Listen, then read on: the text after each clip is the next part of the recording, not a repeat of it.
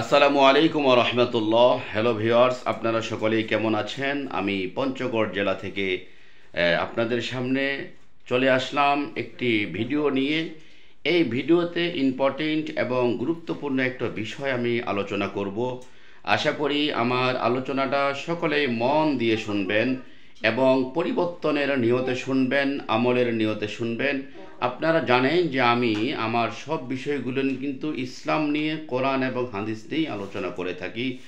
আল্লাহ পাক রব্বুল আলামিন সূরা আসরের মধ্যে যে বিষয়গুলো তুলে ধরেছেন বান্দাদের জন্য, সূরা আসর কোরআনের 30 পারার একটা ইম্পর্টেন্ট এবং গুরুত্বপূর্ণ সূরা, যেখানে আল্লাহ পাক রব্বুল আলামিন সময়ের কসম করে মানুষের ব্যাপারে কিছু বিষয় তুলে ধরেছেন।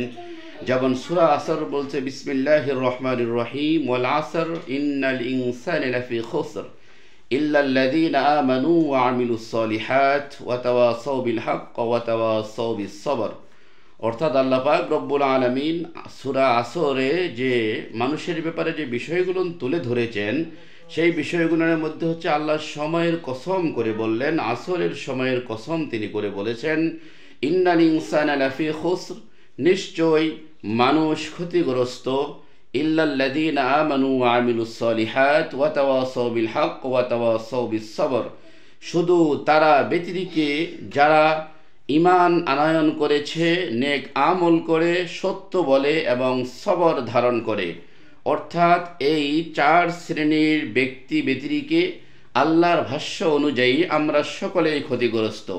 এজন্য আমরা মুসলমানের ঘরের সন্তান, সেই হিসাবে আমরা মুসলিম, আমরা ঈমানদার দাবি করি। এজন্য আমরা ঈমানওয়ালা ব্যক্তি হিসাবে দাবি করি। সেজন্য দ্বিতীয় স্টেপের কাজ হচ্ছে আমলে সলেহ, আমাদেরকে নেক আমল করতে হবে। আল্লাহ পাক রব্বুল আলামিনের হুকুম, হুজুর পাক সাল্লাল্লাহু আলাইহি ওয়াসাল্লামের তরিকা আমাদেরকে মেনে চলতে হবে এবং আমাদেরকে হক কথা, সত্য কথা বলতে হবে, সর্বদা সত্য কথা বলতে হবে। আল্লাহ পাক রব্বুল আলামিন বলছে এক আয়াতের মধ্যে, ওয়াকুলু কওলান সাদীদা, তোমরা সত্য কথা বলো। সত্য কথা বললে আল্লাহ কি করবে?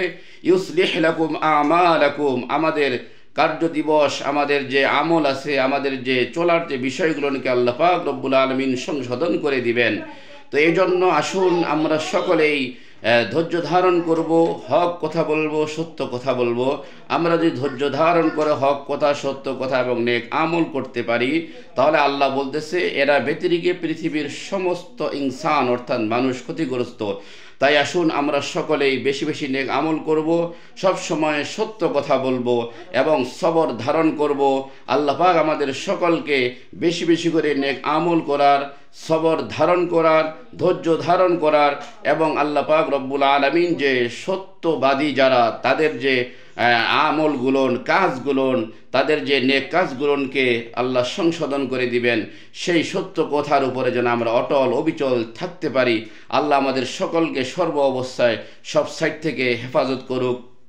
এরকম ভালো ভালো কথা, সুন্দর কথা, কোরআন হাদিসের কথা, ইসলামিক টপিকস নিয়ে কথা শোনার জন্য আপনারা অবশ্যই আমার ভিডিওগুলো দেখবেন এবং এত সময় থেকে ভিডিওটা দেখার জন্য আপনাদেরকে দিল থেকে, অন্তর থেকে, অন্তরস্থল থেকে মোবারকবাদ জানাই। আপনারা সকলেই দোয়া করবেন।